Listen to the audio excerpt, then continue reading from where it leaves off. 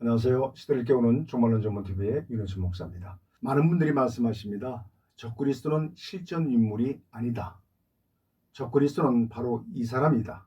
혹은 이 사람이 적그리스도가 될 것 같다라고요. 그래서 오늘은 이 주제에 대해서 함께 살펴보는 시간을 갖고자 합니다. 부디 여러분들의 믿음이 더욱 굳건해지는 시간이 되시기를 주님의 이름으로 축복합니다. 적그리스도에 대한 오해들이란 제목으로 7가지로 말씀을 드리겠습니다. 첫째, 적그리스도는 상징적 존재이지 문자 그대로 특정 인물이 아니다 라고 하는 것입니다. 아닙니다. 참 어리석습니다. 어떻게 문자적인 의미와 상징적 의미를 구분을 못하는지 정말 이해가 안 됩니다. 이런 소리 하시는 분들 가만히 보면 특히 개혁주의를 표방하는 목회자들 가운데 많은 것 같습니다. 개혁주의란 일반적으로 칼뱅주의를 따르는 기독교 신학 사상을 말하는데요. 제가 볼 때는 세대주의자들도 문제지만 이 개혁주의자들도 심각한 문제를 안고 있습니다.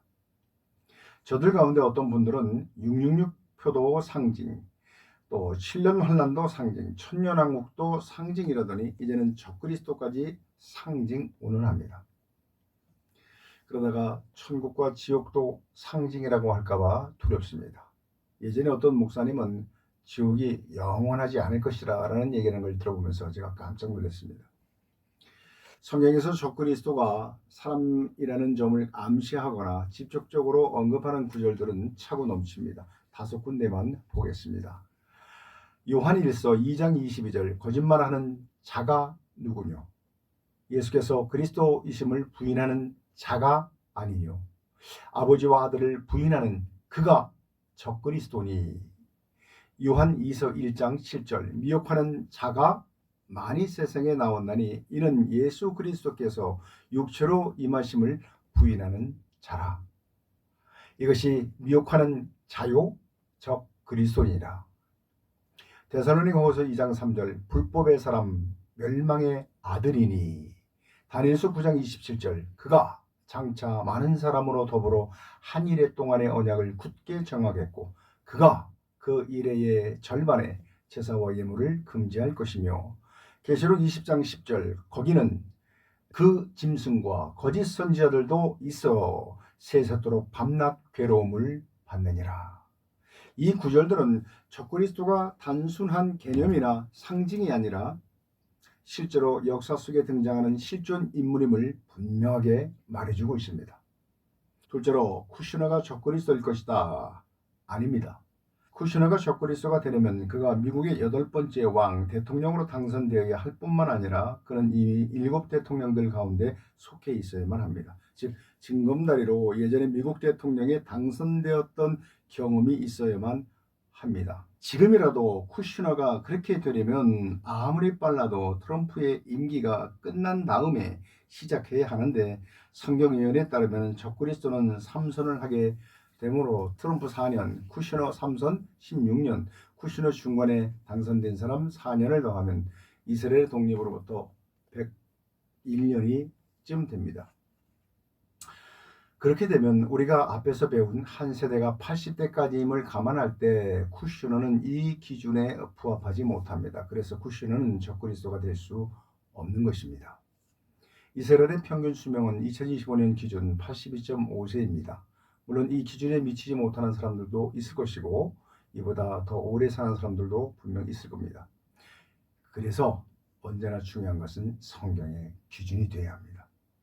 한 세대 가운데 아무리 오래 사는 사람이 있다 하더라도 성경은 이미 한 세대를 80대까지로 정해 두었습니다.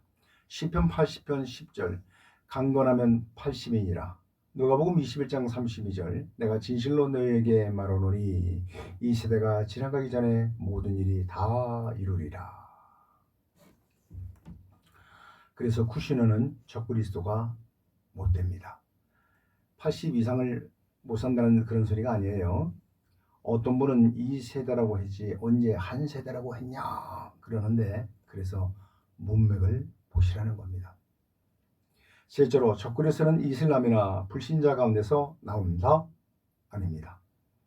요한 1서 2장 18절로 19절에 보면은 아이들아 이것이 마지막 때라 적그리스도가 이르겠다 함을 너희가 들은 것과 같이 지금도 많은 적그리스도가 일어났나니 이러므로 우리가 마지막 때인 줄 아노라. 저희가 우리에게서 나갔으나 우리에게 속하지 아니하였나니 만일 우리에게 속하였다면 우리와 함께 거였으려니와 저희가 나간 것은 다 우리에게 속하지 아니함을 나타내려 함이니라. 여기서 저희가 우리에게서 나갔다라는 말을 헬라어로 보면은 엑스 헤몬 엑셀단이라고 하는데요. 이는 적그리스도가 처음에 어떤 종교를 믿다가 배도하게 되었는지를 잘 보여주고 있습니다. X는 전치사로서 에크가 변형된 형태인데요. 모음으로 시작하는 단어 앞에서 발음을 매끄럽게 하기 위한 이유로 형태를 바꾼 것입니다. 두 형태 모두 뭐뭐에서 밖으로라는 의미를 가지고 있습니다. 영어로 치면 from out of에 해당합니다. 따라서 많은 적그리스도가 우리에게서 나갔다는 말은 적그리스도는 명목상 기독교인이었음을 말해 줍니다. 그가 우리에게서 나갔다라는 의미를 계시록 13장의 바다에서 올라오는 적그리스도에게 적용하면 그 또한 기독교인으로서 시작했지만 결과적으로는 주님을 배도하게 될 것이라는 것을, 그래서 자기가 하나님 자리에 앉게 될 것이라는 것을 말하고 있는 것입니다. 만약 적그리스도가 기독교에서 나오지 않는다면 계시록 13장 11절로 17절에 나오는 교회 안에 타락한 목사들이 굳이 그를 떠받들면서까지 우성화하지는 못할 것입니다. 미국의 우파 기독교인들이 트럼프를 신이 보낸 사람이라고 한껏 그를 치켜 세우고 있는데 마치 그와 같은 일 혹은 그보다 훨씬 심한 일도 하게 될 텐데요. 만일 그가 명목상이나마 기독교 신자가 아니라면 타락한 목사들이 내세울 명분이 없어지게 됩니다. 물론 거짓 선지자들이 꼭 명분이 있어야만 움직이는 것은 아닙니다만 적어도 적그리스도를 하나님 자리에 그리고 앉히려고 한다면 아무리 타락한 자들이라도 그 상대가 기독교 신자였다는 타이틀 정도는 가지고 있어야 이 사람을 들어서 하나님이 세운 사람이다 하고 어쩌고 하면서 밀어붙일 수가 있지 않겠습니까? 근데 예수 믿지도 않는 사람을 갖다가 불교 신자를 갖다가 하나님이 세운 사람이다 그렇게 하기는 곤란하죠. 참으로 트럼프는 명목상 기독교인입니다. 그러나 쿠시너는 유대교인입니다. 따라서 적그리스도는 이슬람이나 유대교나 불신자 가운데서 나오지 않습니다. 기독교에서 나옵니다. 넷째로 카톨릭의 교황이 적그리스도다. 아닙니다. 카톨릭은 모든 혼합 종교의 어미 역할을 하는 음료일 뿐입니다. 과거의 짐승 제국의 역할을 했던 6제국들을 보면은 모두 당대 최고의 군사력을 보유했던 나라들입니다. 그 6제국을 보면은요, 첫째 짐승 이집트, 애굽이죠. 이스라엘을 노예로 삼았습니다. 둘째 짐승 아수르, 북이스라엘을 멸망시켰습니다. 셋째 짐승 바벨론, 유다를 파괴하고 포로로 잡아갔습니다. 넷째 짐승 페르시아, 유대인의 귀환을 허용했지만 유다인들은 이 하만의 결합으로 인해서 페르시아 정부로부터 멸절 위기에까지 이르렀던 일이 있었습니다.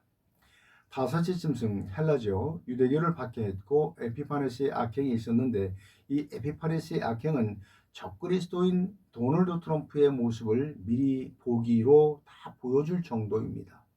그래서 이 에피파네스를 적그리스도의 모형으로 제시되고 있습니다. 성경에서요. 여섯 번째 짐승은 로마입니다. 초대교회를 심하게 박해했던 제국이죠. 세상에 등장했던 이 6짐승 제국이 이러하기에 요한 당시에 나라가 아직 태어나지 않았던 마지막 7제로 등장하는 적그리스도의 국가는 계시록 17장에 예언된 것처럼 사자, 바벨론, 곰, 메데바사, 표범, 헬라, 그뿐만 아니라 다니엘서 7장 3절로 8절에 등장하는 10뿔 달린 짐승인 로마까지 다 합쳐놓은 것 같은 그런 세계 유일무이한 국가로 등장하게 됩니다.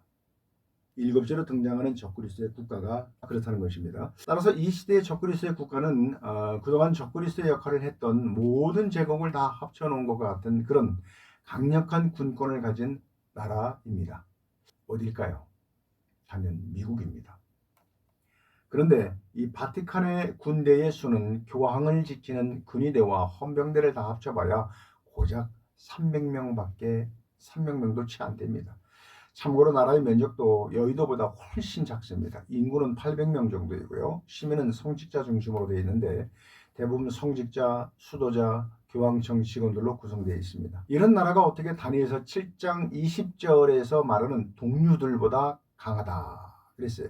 동류들, 즉 유럽 국가의 군사력보다 강해 보인다라고 말할 수 있겠습니까? 비록 가톨릭의 신도들이 전 세계에 분포되어 있다고는 하나 그 신도들은 군인도 아니고 설령 그들을 군대로 조직한다 하더라도 그들은 각국의 군대이지 바티칸의 군대가 아닙니다. 따라서 바티칸의 교황은 땅의 음료들과 가정의 것들의 어미 역할이지 세계적 군사력을 보유한 적그리스도의 국가라고는 볼 수 없습니다. 또한 28 평화협정을 이끈 사람도 미국의 클린턴과 트럼프이지 교황이 아닙니다. 7년간의 평화협정도 마찬가지가 될 것입니다. 교황에 무슨 힘이 있다고 7년 평화협정을 이끌어내겠습니까? 이 협정은 말이 평화협정이지 원어적으로 살펴보면 막강한 군사력을 무기로 하는 반강제적인 평화협정임을 알 수 있는데요. 이는 우상종교의 어미격인 이 교황이 절대로 적그리스도가 될 수 없는 이유이기도 한 것입니다. 다섯째로 적그리스도는 이스라엘에서 나온다? 아닙니다. 여러분 이스라엘은 로마 제국에서 나오는 열뿔에 해당하지 않습니다. 그런 나라가 아닙니다. 물론 작은 뿔에 해당하는 나라도 아니고요. 현대 국가로서의 이스라엘은 1948년 5월 14일 이 폴란드 출신 유대인 다비드 벤구리온이 이 독립을 선언함으로써 탄생했는데 이스라엘 독립은 로마 제국으로부터의 해방이 아닙니다. 예루살렘 통치 역사는 여러 국가들에 의해서 자주 바뀌었는데요. 오랜 세월 팔레스타인 지역을 지배했던 이 오스만 제국 이후에 국제 질서 속에서 이루어진 것입니다. 1920년 4월 20일 국제연맹은 팔레스타인 지역을 영국의 위임 통치령으로 지정하였고 이에 따라서 영국이 해당 지역을 관리하게 되었습니다. 이후 1948년 이스라엘의 독립선언과 함께 영국의 이임 통치는 공식적으로 종료되었습니다. 이로써 이스라엘은 주권 국가로서 새로운 역사를 시작하게 된 것입니다. 로마에서 독립한 것이 아니라는 것입니다. 사람들이 오해하는 것이 있습니다. 예수님께서 하신 말씀 요한복음 5장 43절 나는 내 아버지의 이름으로 왔음에 너희가 영접지 아니하나 만일 다른 사람이 자기 이름으로 오면 영접하리라 하셨는데 여기서 사람들은 자기 이름으로 오는 자를 이스라엘 사람으로 생각하는 그런 경향이 있습니다. 그러나 성경 그 어디에서도 적그리스도가 이스라엘 사람으로 온다는 단서는 제공되고 있지 않습니다. 마치 이는 예수님께서 베드로에게 내가 올 때까지 그 요한을 머물게 하고자 할지라도 내게 무슨 상관이 있겠느냐 그렇게 말하니까 그리고 너를 나를 따르라 그렇게 주님 말씀하셨는데 베드로가 이 말씀을 오해하여서 요한은 주님 오실 때까지 죽지 않는다 하고 소문을 퍼뜨렸던 것입니다. 그와 같은 맥락입니다. 예수님의 말씀은 그런 뜻이 아닌데 사람들이 지리짐작으로 오해하는 것입니다. 여섯째로 러시아의 푸틴이 적그리스도이다? 아닙니다. 러시아는 동로마, 서로마 그 어디에도 점령당한 일이 없습니다. 따라서 러시아는 로마에서 독립한 열뿔에 속하지도 않았고 열뿔 가운데 한 뿔인 영국에서 나온 작은 뿔도 물론 아닙니다. 그래서 러시아는 적그리스도의 나라가 못 되는 것입니다. 원어상으로만 봐도 적그리스도는 3번 대통령직을 맡는 것으로 예언되어 있는데 이 푸틴은 2000년부터 벌써 5번째 대통령직을 맡고 있습니다. 그래서 아닙니다.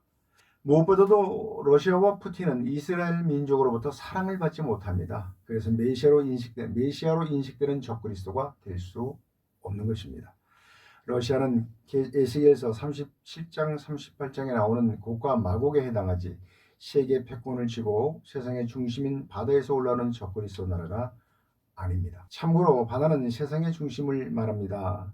에스겔서 28장 2절 나는 신이라 내가 하나님의 자리 곧 바다 중심에 앉았다 하노도다. 그러면 세상의 중심 역할을 하는 나라가 어디일까요? 러시아일까요? 러시아는 세상의 중심이 아닙니다. 중국도 물론 아닙니다. 그러면 이스라엘일까요? 이스라엘의 역할은 구속사의 이정표이지 이 마지막 시대의 중심 국가는 아닙니다. 이 마지막 시대의 중심 국가는 그러면 어디일까요? 예, 바로 미국입니다. 이 시대에 미국을 빼놓고 무엇을 논하겠다는 것 자체가 난센스입니다. 마지막 7제로 프랑스의 마크롱이 적그리스도다? 아닙니다. 프랑스는 10뿔 가운데 한 뿔 나라이지 작은 뿔 나라, 작은 뿔 이 적그리스도의 나라가 아닙니다. 그래서 아닙니다. 결론적으로 말씀드립니다.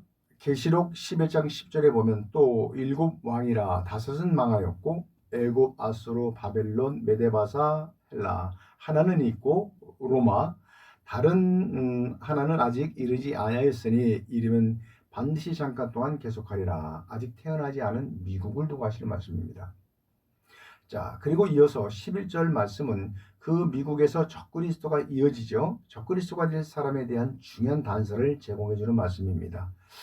자, 이와 서술 기법이 같은 경우가 있는데 마태복음 10장 4절에 보면 예수님의 11 제자의 이름이 열거된 뒤에 가룟 유다가 맨 마지막에 언급되는데요. 그러면서 뒤에 붙는 이름이 말씀이 뭐냐면 곧 예수를 판 자라는 말씀에서 찾아볼 수 있습니다.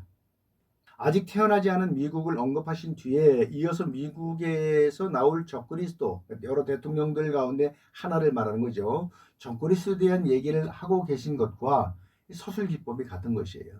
단지 미국이라고 거론하지 않았을 뿐입니다. 11절로 가서 전에 있었다가 시방 없어진 심승은 8째 왕이니 7 중에 속하느라 저가 멸망으로 들어가리라. 이 구절은 도널드 트럼프가 재선에 떨어졌다가 다시 47대 대통령으로 당선될 것에 대한 예언의 말씀인 것입니다.